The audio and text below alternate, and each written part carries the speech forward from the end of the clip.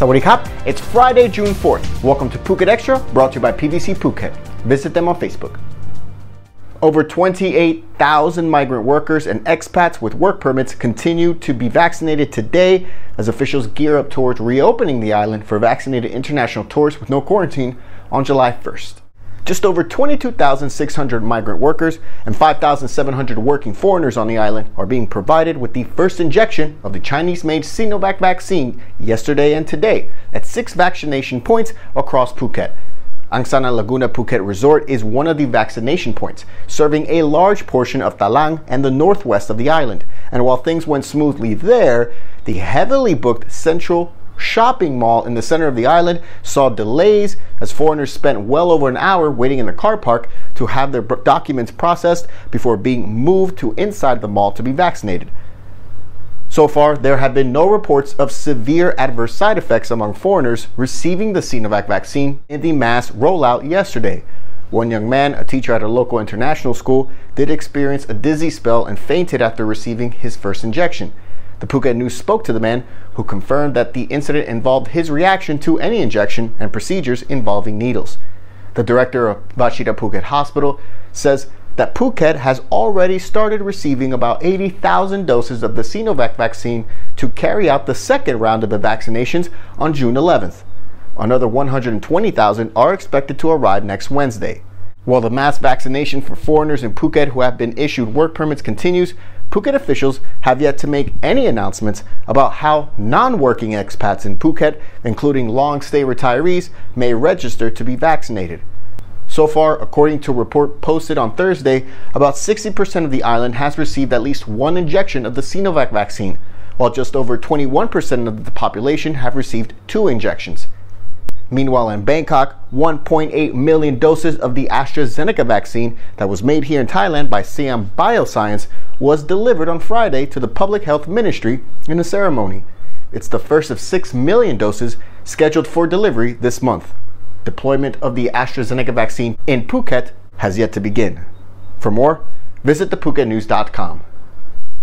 Leading Phuket tourism business figure Bumikiti Rungtangam, president of the Phuket Tourist Association, he's openly criticizing the lack of clarity about the conditions of entry for tourists looking to come under the Phuket sandbox from July 1st. He said, quote, "We have only 28 days left, and I think information or clarity should have come out. However, from the meeting, all we got was a lack of clarity in several aspects. We have to accept that the TAT, the Tourism Authority of Thailand, is just one of the organizations that should have clarity right now. The problem is that we are questioned a lot by foreign tour agencies about what the conditions are for coming tourists and anything they need to do or prepare. There are 28 days left until July 1st, when foreign tourists are allowed to come, but tourists have not been told what they need to do to prepare. We cannot answer them." Phuket is set to reopen for vaccinated international tourists with no quarantine on July 1st, the first and only Thai province to do so. And the plan is to have several other top tourism destinations open up later in the year. For more, visit thephuketnews.com. Phuket Extra will be right back after this.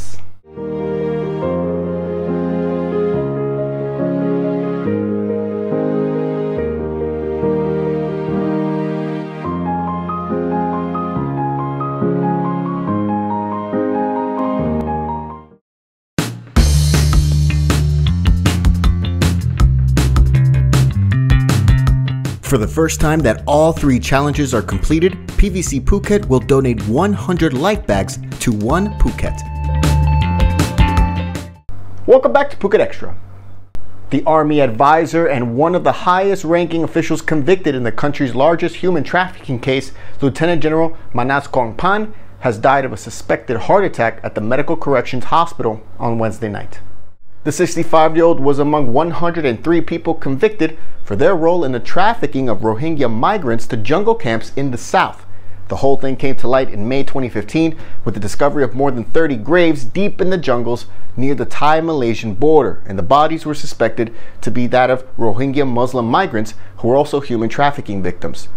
Those convicted in the case included several local southern politicians, businessmen, Thai police officials, and the Army Lieutenant General Manas.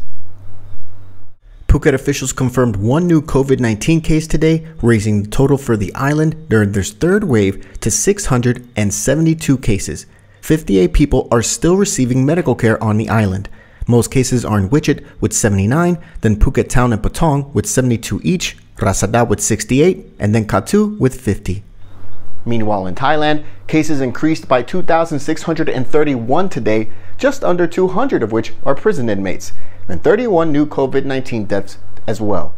Since the pandemic began, Thailand has recorded 171,979 cases. The death toll is 1,177. 70% of total patients have recovered. Since the start of the third wave of COVID in early April, Thailand has recorded just over 143,000 cases and 1,083 deaths. Thanks again for joining us today on Phuket Extra, brought to you by PVC Phuket. Check them out on Facebook. Thanks again for joining us the whole week. Join us again on Monday, where we'll catch you up with all the things you missed over the weekend. Until then, stay classy, Phuket.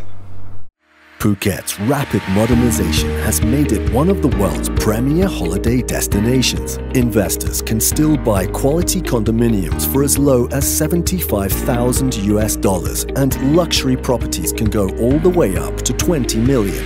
Condominiums in Phuket are a safe, secure bricks-and-mortar investment offering foreigners freehold ownership. Call or email Thai Residential, Phuket's #1 trusted real estate advisor, to find your perfect Phuket property.